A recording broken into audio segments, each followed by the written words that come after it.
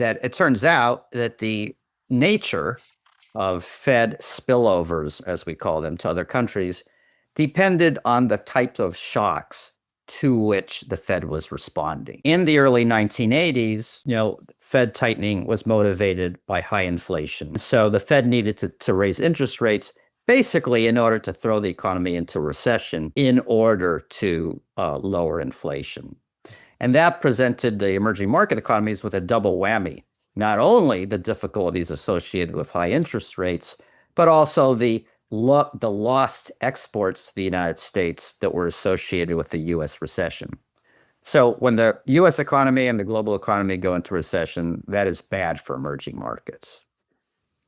In the 2005-2006, by comparison, that was actually a very good period for the global economy and for the U.S. economy. The reason that the Fed was tightening at that time was not so much because of rising inflation and worries about inflation, but because the economy itself was strengthening and the Fed decided that it could afford higher rates to basically keep the economy at an even keel. In that context, with commodity prices being very high, exports to the United States and elsewhere being very strong, the increase in interest rates was much less pernicious for emerging markets.